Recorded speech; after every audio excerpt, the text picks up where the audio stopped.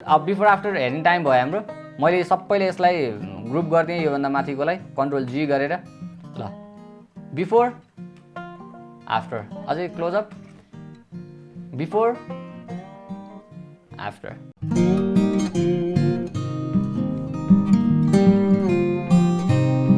नमस्कार, फोटोसपको अर्को एउटा ट्युटोरियलमा स्वागत छ यहाँहरूलाई। आजको भिडियोमा हामी डार्क सर्कल कसरी हटाउने भन्ने हेर्न जाँदैछौँ हैन। अब यहाँहरूलाई थाहा छँदैछ मैले कहिले पनि त्यही एउटै टपिकमा मात्रै कुरा गर्दिनँ हैन, किनभने मैले अब यो डार्क सर्कल कसरी हटाउने भनेर मैले त्यसमा मात्र फोकस गरेँ। यो यति पिक्सल राख्नुहोस्, यो गर्नुहोस्, नयाँ लेयर लिनुहोस् भन्यो भने यहाँले त्यो अहिले चलाएको त्यो टुल चलाएर यहाँले त्यो डार्क सर्कललाई बाहेक अरू केहीले पनि काम गर्न सक्नुहुन्न क्या। त्यही भएर मैले सबै कुराको बिहाइन्ड द सिन भनिदिरहेको हुन्छु, कसरी काम गर्छ के गर्छ भनेर। त्यही भएर हाम्रो भिडियो प्रायः अलिकति लामो पनि हुन्छ होइन। अनि अब यहाँहरूलाई छिटो चाहिन्छ, फ्याटै रिजल्ट चाहिन्छ भने चाहिँ इट्स नट फर यु है, सरी फर द्याट है। मैले चाहिँ के भने त्यो एउटा फोटोमा सिकेर कहिले पनि सिकिँदैन क्या, त्यसलाई सिकेको भन्न पनि मिल्दैन, त्यसलाई कपी गरेको भनिन्छ होइन। अनि त्यो भएर चाहिँ मैले सबै कुराहरू चाहिँ डिटेलमा होइन कसरी काम भइरहेछ भन्ने कुरा समेत भनिदिरहेको हुन्छु, ताकि त्यही टुल्सहरूले गर्न मिल्ने अरू कामहरू यहाँहरूले चाहिँ हेर्न नपरोस् क्या। किनभने युट्युबको भिडियो फोटोसपको भिडियो त हजारवटा हुन्छ नि त, लाइफमा हजारवटा भिडियो हेरेर साध्यै लाग्छ त, लाग्दैन।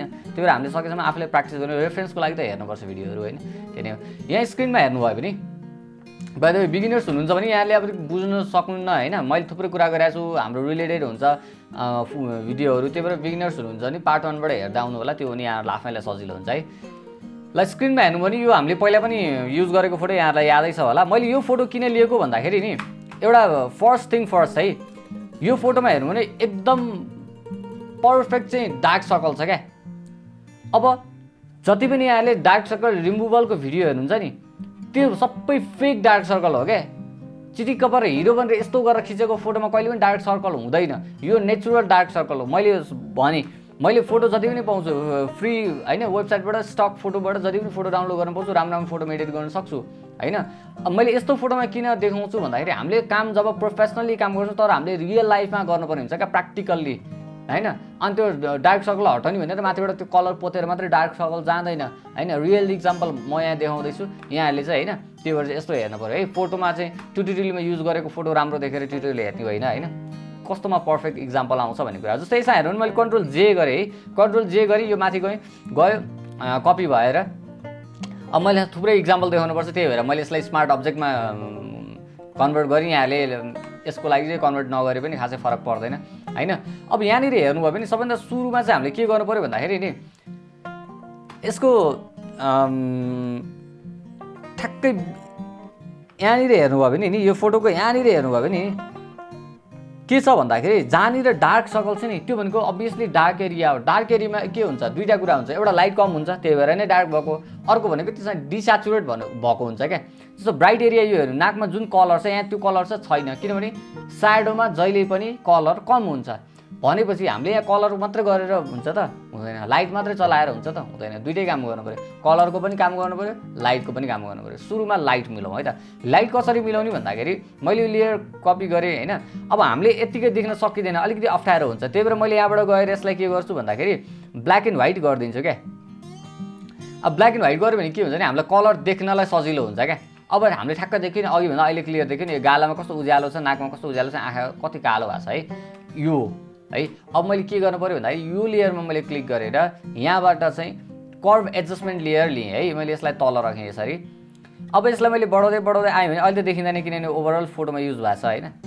तर आफूले अन्दाज गरेर होइन यति बढाउँदाखेरि चाहिँ हामीले यहाँ मात्रै फोकस गर्ने हो क्या। अहिले यति बढाउँदाखेरि चाहिँ यसको ब्राइटनेस यहाँको ब्राइटनेसमा मिल्छ होला भनेर अन्दाज गरेर थोरै बढाउने, हामीले यसलाई जति बेला नि एडजस्ट गर्न सक्छौँ होइन। मैले यसलाई हाइड गर्ने, अहिले त होल इमेजमा युज भइरहेछ नि। मैले यो लेयर मास्क बनिरहेको छ अटोमेटिक, यसमा गएर के गर्नु भने कन्ट्रोल आई गऱ्यो भने इन्भर्ट हुन्छ।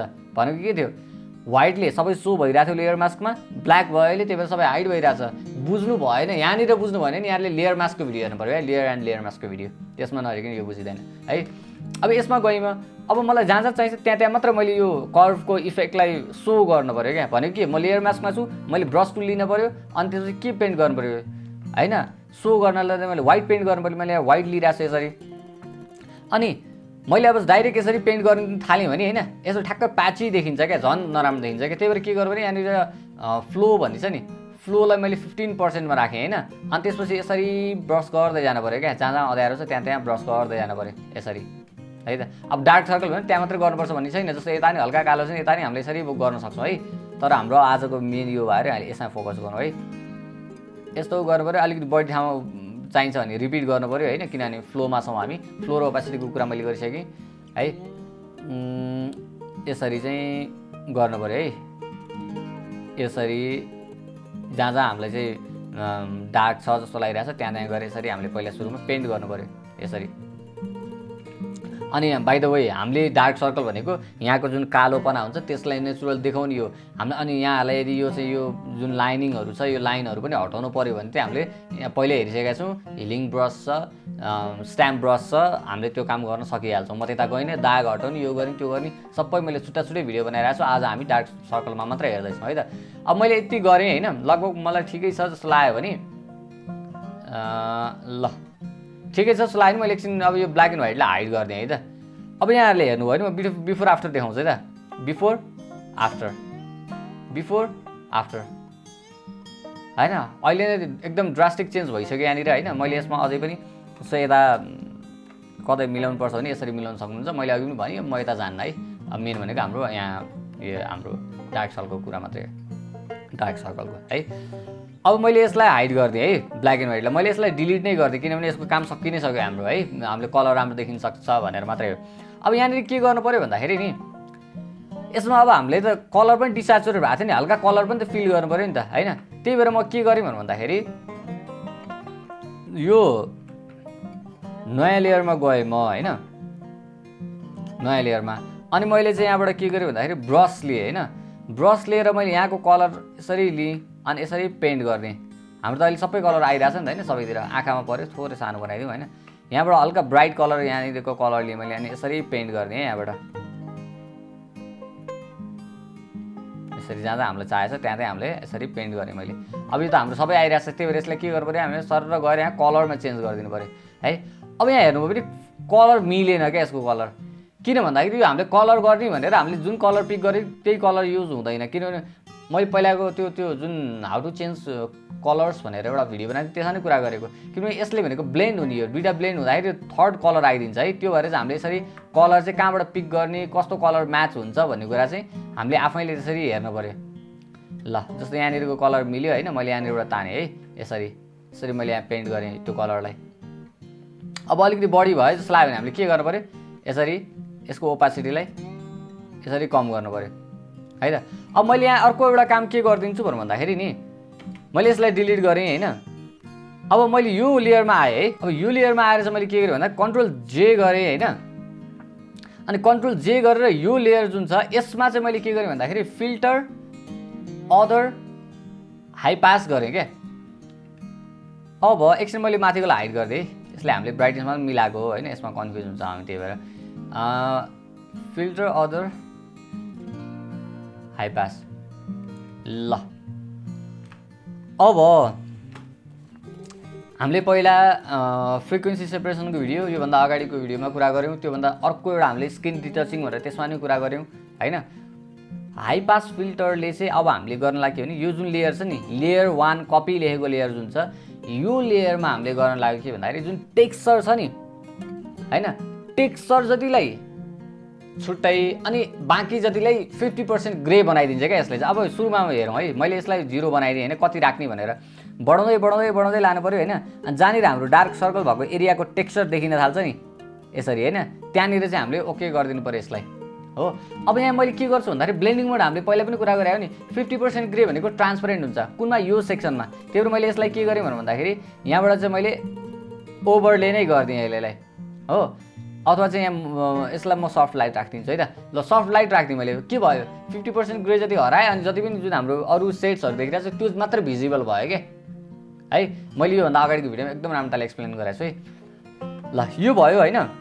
अब के भयो त भन्दाखेरि यो ओभरअल फोटोमा युज भयो क्या, जुन मैले यो अहिले जुन हाई पास युज गरेँ त्यसले ओभरअल फोटोमा युज भयो। अनि यो टेक्निक हामीले अब यत्तिकै हामीले जुन कुनै पनि फोटो यहाँले सार्प गर्नु पऱ्यो भने यति स्टेप गरे हुँदो रहेछ है त। नयाँ लेयरमा जाने अनि यो चाहिँ हामीले के गर्ने हाई पास फिल्टर लिने अनि त्यसपछि ब्लेन्डिङ मोडलाई सफ्ट लाइट अथवा लिनियर लाइट यो चलाइदिएपछि फोटो थोरै सार्प हुँदो रहेछ बिफोर आफ्टर देखाइदिन्छु है म थोरै सार्प भयो नि तर यो हाम्रो सबै एरियामा चाहियो हो त यहाँनिर अब हामीले गर्न लागेको के किन हामीले हाई पास लिएको भन्नुहुन्छ भने चाहिँ के गर्न लागेको भन्दाखेरि जुन हाम्रो टेक्सचर छ जुन हाम्रो डिटेल्स छ त्यो भनेको कन्ट्रास्ट हो नि लाइनिङहरू हो नि त होइन हो अब त्यसमा चाहिँ हामीले त्यसमा मात्रै इफेक्ट दिने ला हो क्या जस्तै मैले अब पहिला काम गरेर देखाउँछु यहाँहरू कन्फ्युज नहुनलाई धेरै म यो लेयरमा गएर मैले नयाँ लेयर लिएँ होइन अनि मैले ब्रस लिएँ अनि यहाँ यो कलर पिक गरेँ मैले होइन लगभग यो कलर पिक गरेँ अनि मेरो फ्लो 15% छ होइन अनि मैले यसरी पेन्ट गर्न थालेँ यहाँबाट 15% फ्लोमा मैले यसरी पेन्ट गर्न थालेँ थोरै सानो बनाएर यसरी होइन यतापट्टि पनि ल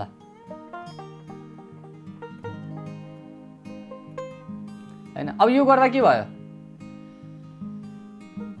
के भयो भन्दाखेरि मैले एकछिन माथिको हाइड गरिदिएँ यो गर्दाखेरि के भन्दा हाम्रो जुन कलरले के गर्यो त हाम्रो चाहिँ यो टेक्सचर माथि कलर बस्यो त्यही भएर ब्लर देखियो के भने अब यो कलर माथि टेक्सचर त हाम्रो जहाँको त्यही चाहियो नि त त्यही भएर हामीले टेक्सचरलाई कलरभन्दा माथि ल्याइदिएको अब यो माथि त लिएर आयो तर ओभरअल इमेजमा छ नि त हामीलाई ओभरअल इमेजमा चाहियो होइन जति एरियामा हामीले पेन्ट गरेको छ त्यति एरियामा चाहियो नि भनेको हामीले के गर्नु पर्यो अब क्लिपिङ मास्क किनभने यसमा हाम्रो चाहिएको जति कलर यसमा छ मैले यसमा राइट क्लिक गरेर यसलाई मैले क्लिपिङ मास्क गरिदिएँ भने चाहिँ अब कहाँ भयो यो सबै इमेजमा युज भयो त भएन यसमा मात्रै आयो है त अब मैले यसको कलरलाई चेन्ज गरेर मैले ब्लेन्डिङ मोडलाई चेन्ज गरेर यसलाई मैले कलर बनाइदिएँ अब हाम्रो यहाँ कलर पनि आयो बिफोर आफ्टर कालो थियो स्किन कलर आयो अब यो कलर आफूलाई चित्त बुझेन भने मैले अघि पनि कुरा गरेँ नि कहाँको कलर म्याच गर्छ हामीले यसरी पिक गर्नु पऱ्यो अनि पेन्ट गर्नु पऱ्यो आफूलाई चित्त बुझ्ने कलर है यसरी अब कहाँको कलर मिल्छ त्यो अनुसार हामीले यसरी लिनु पऱ्यो है अब यो हुन्छ नि यो एकैचोटिमा कसरी हुन्छ भन्दाखेरि यहाँलाई मैले यो भिडियो बनाउनुभन्दा अगाडि होइन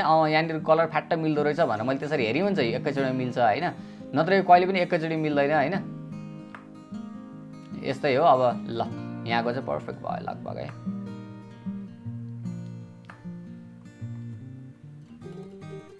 ल यो भयो अनि त्यसपछि अब मैले के गर्नु पर्यो त भन्दाखेरि यहाँ मैले यो लिएर होइन यहाँ आँखामा जति परेको छ त्यो एरियालाई त मैले हाइड गरिदिनु पऱ्यो नि त होइन ब्ल्याक लिएर यसरी पेन्ट गरिदिनु पऱ्यो यो एरियामा यसरी आँखामा त पार्नु भएन